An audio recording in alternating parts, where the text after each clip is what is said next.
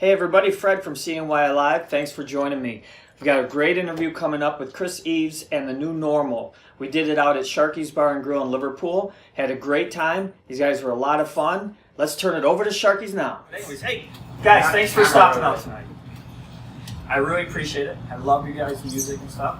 I'd like to have you introduce yourselves to the camera and what you do in the band. My name is Mike D'Ambrosio, and I play keyboards with the band. I'm Sean Benz. I'm drums and vocals. I'm Chris. I play guitar and sing. And I'm Mike Spadaro, and I play the bass. Excellent, excellent. Mike, we've had you on before, That's so correct. we're going to kind of block you out of the scene from now on. I'll be right over here. So tell me a little bit how Chris Eves and the New Normal got together, the beginnings of the group. Well, I was in another band, and these guys were also playing in it. And when that band ended, we just decided to start a new one. I had some songs that I had written and wanted to start a new project, and I love playing with these two guys, so it was natural to just keep that going. And then Mike actually introduced us to Mike, so we have two Mikes now. I only refer other mics to doing music. It's and stuff. important. Yeah, it is. Yeah, we have a whole crew of Mikes. Yeah. But so it fit really well, and so it went from there. It sounded great to us. So. Do you find them at open mic nights? All exclusively. I can look on the internet and find out what you guys play and everything. How do you guys really describe it? What type of music? What genre? I hate using genre because it kind of defines things. But how do you guys write it? I always think of the songs first as like a rock or pop song, like an actual song. And then I see where I can fit in maybe unstructured parts that we can bring in some jam elements from, like, some of my influences, big influences are Grateful Dead or Fish, some of those bands. And so I always try to bring some of that into it, but I also, I grew up listening to, just pop radio and things like that. So I want to try to mix the two of them and kind of blur that line. Okay. When you say blur the line, what goes into writing the songs? Like, does it start with you, Chris, or does they might come up with it or something? Yeah, or? most of the time I come with most of the structure and the chords and the lyrics and everything, and then I'll have sort of a loose arrangement that I like, and we'll kind of throw that around, and these guys will help me arrange it to where it is in the finished process. Okay. We're like, when you guys play, when you play live, what's your goal? I know it's entertain everything, but really, what do you want? What do you want to reach out to the audience and do to them? Get out of them. I mean, I know when I'm speaking for myself, but I know as a team here, we try to have the audience, come away from the show saying, "Wow, that was thoroughly entertaining. I laughed, I danced, I was in awe of the musicianship, and I think it's that typical. We want you to have a good time sort of vibe. We're not overly political, although we're not overly political. Not yet. We're not trying to we're not writing things about sadness. That's for sure.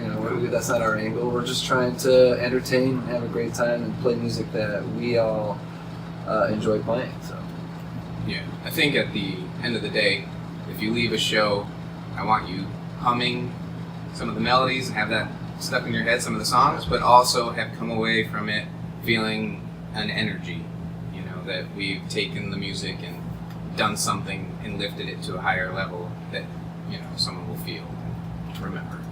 Excellent. What your first CD was in 2017. Mm-hmm. Okay. How do you feel? What was your favorite song? What did you really, feel about that one? What do you think you did the best on? And let's not talk about the worst. Well, they're like our children. We love them all equally. Except for the cross-eyed one. Oh yeah. Uh-huh. Yeah, that's track 13. No. Well, me personally, there's a track called When the Stars Start Falling, and I really like that one. Just, it kind of mixed everything I wanted in one song. There's like sort of a jam element to it, but also I like the melody to it. It kind of has a big arc in the middle of it. It starts kind of quiet and has a big middle section that comes back down. So that's kind of what I go for, especially with any song I write, is try to have that sort of movement happen. So that's That's mine. That whole session that we did with Stars, Walking, and Green and Blue, all three of those are at the top for me. Yeah. It was just a good experience. So I noticed something, and correct me if I'm wrong. So like one thing that I liked about old classic rock, they would play their songs, they put it on vinyl and everything. But when you saw them live, they didn't really play the same song. They did kind of like you said, they did a jam in it, or they kind of changed it up. They did something different. Do you guys do that when you go out to play? Absolutely. Yeah, 100%. The songs are constantly growing, and what you're hearing is like a snapshot or a photograph of the song in that moment. But the songs, we keep playing them. I'm coming up with slightly different feels on the bass and different lines and stuff, and so it's still growing, and it's becoming even more now. Yeah. The other day we were playing the first song on the record was called "Remember to Forget," and Mike didn't have his certain keyboard that he usually uses on it, so he changed the sound on it, and it became a different song. And then so he changed the sound on his keyboard, so then I switched to like a different guitar sound with a wah pedal, and it was like a different song. Okay. And so, but we try to do that all the time. Like you said, the studio is a time to just get a snapshot of it, or like a painting of something, Sure. and paint dries and it's done. And then, but more like when we play live, it's like mold and clay. We have the structure of it, but we might shape it a little bit different every time. And that's what keeps it fun for us too. Well, it probably keeps it fun for the audience because each time they come out, they're not going to see, just the same thing, the same songs in a row. Mm-hmm. So it keeps it more exciting. I mean, I know as a watcher, I love that. Yeah. Because you don't always want to be like, oh wow, look what they did. Yeah, I mean, people aren't coming they're not. If they want to just hear the songs, they'll just go home and put the CD on. What did I just say? The CD?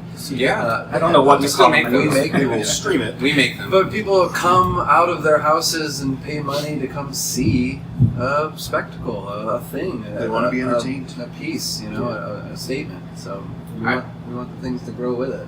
I remember one time we were playing another song off the record called "Flown Away," and it's really a slow ballad, soft ballad. And I think halfway through it turned into like a blues shuffle, and we started singing about Taco Bell. And Well, you started singing about Content-wise, Yeah. but and then it turned into a commercial for Taco Bell. I don't know how, and then we know how. yeah, well, that's Somebody all. was hungry. Yeah, and now that there are no Panda Expresses in Syracuse, I have to be in I had to. I put it Wait, in. where did it go? Where did the Panda? That's what Express I want to know. Panda was here one day, and then the next day I drove there. You And drove two Panda I Express, drove did not the know. whole The way. GPS didn't know. Yeah, I drove. Yeah, GPS didn't know yet, and I drove the Panda Express, and I was like, "This is weird." The sign was gone; it was just like a shell, Yes. and nobody was in there. And I knocked on the door. Hello? I said, "Are you gonna be making black pepper chicken?" There was a hand in the background Yeah. waving. Right? Is there Yeah, any just- pepper chicken yeah, left? And he left. That you left behind? So then the next day, I said, "Well, that was the one in Camillus," and I said, "I better call the one in North Syracuse." Yes. Yeah. And no one This is answered, but I still said, maybe they're busy. There's only one now, Yeah. so It they're could be super super- busy. and they can't pick they up had the to phone. pick up all the yeah, And this is all the the traffic on all Route the 11 now. overflow from that Camillus one. All the Panda people went there. So I drove there. Same thing. This is where all the emotional pain comes from that you can feel. This when is where he music gets his is song. all Yep. uprooting, We want you to walk away from our shows feeling our loss of Panda Express. So the next song is going to be going to Panda Express Yeah. without directions that they're closed Yes. on Route 11 and it's jam packed. Why are they jam packed? The Panda Express Right. is no longer here. Right. Yeah, I know. I mean, it starts Well, sad and then turns into revenge. Right. And then you start complaining about 81. Yeah, And exactly. whether it's going to be a bridge, a tunnel, or well, we won't get Well, into that right now. Yeah, exactly. Let's jump off. As long as there's orange chicken. Actually, no, I'm not. No. Oh, we went down that road. There I you go. know. Hey, oh. So we talked a little bit earlier before the cameras were going, or maybe in one of the outtakes. You guys are thinking about, or you are going back in the studio to work on something new. Yeah, definitely. We're going in Saturday, right? Yeah, Saturday. We did a single back in the summer just to kind of get our feet wet back in the studio again, and that came out really good. So we're gonna go in and do another 3 or 4 on Saturday, and so then we'll be up to 5, and we'll just keep working until we have enough for a record. So you don't have any real game plans on when we might have the next. I would say by Release? the late spring, early summer. You heard it first. Boy, we better. Oh yeah, we got. I just I I know. have to put some more time here. Yeah. Well, what is it? February? We'll be fine. You gotta rush. We got this. You did a thing on the internet at the barn. Yeah. Tell us about what you were doing, and for the people who didn't see it, tell us about it. Okay. Well, Mike has a friend that he also plays in a band with. Is the his one. name Mike? It's the He only only one. has one friend. And No, but Dan Shaw, we can give a little plug here, now owns Big Apple Music, their rental music gear company. And so he has a large barn on his property that now is a warehouse for all the gear. And so when I saw it, I said this would be a great place for a music shoot. Dan and I were in a country band together. He hired me for his country band, and we practiced in that barn all the time. It's a wonderful space, and now it looks even cooler with all the drums and all the gear and the snowmobiles and stuff like that. So. yeah, and I just thought, people can hear the record, but again, like we went back to saying, the songs are different every time. Here's another little snapshot of the way we played it that day, and I might have messed up a solo or a little lick or something, but Warts and all. warts and all. Warts We and just all. want to hear, and that's how I think. It's like walking a tightrope, without a net. It would be really boring if we just, held onto a guardrail or something and just walked it every night. But I like the freedom and allow ourselves to make some mistakes and take some chances. And so that's kind of where the barn idea came. Was just let's do something that's more like what you would hear live, but in a controlled environment where we could record it and record it well and have a good videographer, which we had Dennis Fernando come out and do that for us, which was great. And we need more content on the old interwebs. This is the way people are consuming things these days. So we gotta, if we're gonna be a band, people need to see what we can do. So we want to get people out to see you guys, especially when you play live, buy your CDs. But when they go out to see you, obviously you have your own songs you'll be playing. How much is your own, and how much is, and what other cover bands might you play? So that, Depends on the place and the crowd. Try to keep it as original as possible. If we're gonna do covers, we're playing 4 or 5 hours a night kind of thing. We'll throw in covers, whatever keeps everybody dancing and moving. Yes. so you kind of read the crowd and say, Yeah. Absolutely. And more times than not, even the covers are stretched out and turned into our own songs and okay, jammed, if you will. Yeah, we kind of try to- answer my next question. I'll say, do you ever kind of roll on top of those? Oh yeah, they're all improv. Yeah, I think that it could just be my own laziness, but I never learned a song all the way through. Like someone else's song, I was I got the idea, and then just do something else with it. And that's probably just 'cause I'm lazy, but people would be like, "Oh, I've never heard that song that way. Like you put your own spin on it." So, yeah, and I'll say thank you, and not tell them that I just was lazy and Just learn the beginning. Yeah, exactly. Am I supposed to cut that part out of this? No, but and I think we all have really diverse influences. I don't think we all grew up listening to the same stuff, but I think that's a really cool Nobody thing. grew up listening to what you listen. No, I mean, well, Mr. Bumble. I know. Oh, you like that? Mr. Bumble? Yeah. No, but yeah. I mean, I grew up listening to a lot of Fish, Grateful Dead, and but then also I don't know, like Sting and U2 and that kind of stuff. So it all kind of shaped the whole idea of songs that you could also improvise over. And then I listened to a lot of jazz too. And I know that Sean, listened to a lot of Nine Inch Nails and those kind of bands, and Mike. Well, as a 20-year-old, I listened to Post Malone.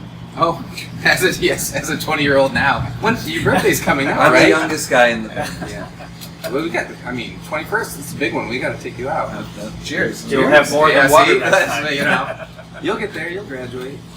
And then Mike, you were. What were you listening I to? listened to everything. I really liked, I think it wasn't really when I got into college, I started listening to more classic rock and everything before that. I liked pop punk, honestly.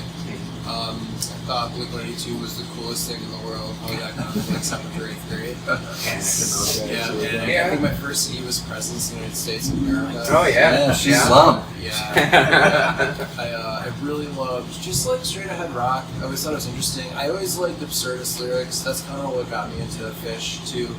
I always thought that literal lyrics kind of bored me. And I didn't really vibe on it like I did when people were singing about nothing or parodies. Weird Al was a huge influence, believe it or not. I just loved what he could do. He could really make you pay attention to what he was saying. But yeah, anything with a good beat and just that nice wall of sound and everything that kind of came out, early on, I was definitely into.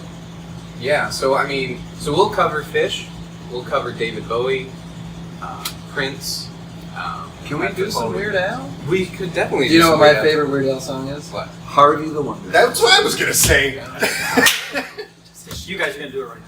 Harvey, Harvey, Harvey the Wonder Hamster. He doesn't bite, he doesn't squeal, he just runs around in his hamster wheel. Harvey, Harvey, Harvey the Wonder Hamster. Hey, Harvey! No charge. Excellent. Besides here, they can get their music today, right now, because you guys just sang for us. Yeah. Where else can they find your CD and upcoming stuff? So all streaming platforms. So we're on Spotify, iTunes, we're on Pandora Radio. So if you want to stream it there, Please do it at night. Yeah. Turn it off. Just stream it. Yeah. For whatever. when you go to bed, just put it on repeat Silent. and stream it on iTunes. Yeah, just turn it. And turn every it all other down. phone in the house. Yeah. Just And let any it phone that stream you all see. night. You see Yeah. phones on the road or whatever, just stream it. It's not that much to ask for, really. I mean, It's just yeah. So you can find all the streaming platforms, and then we have CDs that you can buy from us at shows. You can buy them on iTunes, almost all of the various ones you got. Yep. Toys R Us. No, they went out of business. yeah, they went out with Yeah. the pandas. Yeah. Panda Express. Oh damn it. Starbucks. Starbucks. Oh, they're still around. Oh yeah, we're right next to the Michael Bublé and Santana. In duet. Starbucks. That new duet CD. Yeah, we're right next to it. But yeah, so at shows or streaming. Anything else coming up after that? Well, right now it's kind of like booking season for us right now. So we're looking at some festivals hopefully in the spring and summer, and nothing right now that's. Well, we do have a show coming up, I believe, up in Old Forge. Old Forge. Taking a trip at the beginning of March, first Yeah. weekend of March. Yeah. And I'd have to imagine Coleman's will be. Yep, that's end of March, early April. We'll be playing at Coleman's on Tip Hill, is one of our places we try to get to every 6 weeks or so. Yeah. And We'll be at King of Clubs in April, downtown, There you go. playing with one of our favorite bands, Paris Monster. They're great, and I actually grew up with the bass player in that band. So You did? yeah, I did. Oh, man. That's cool. I was in a high school band with Oh, him. he's great. Yeah. So Perfect. Thank you very much, gentlemen, for stopping out. absolutely. We look forward to catching you a couple of times around town, and they don't play just in the Central New York area. As you see, they're going to the Adirondacks. So when you go up to Old Forge, if it thaws out and you make it back in time, we can go see them some other places around here. Absolutely. We'll be Yeah. around. Perfect. Thank you, guys. Thank you. Thanks.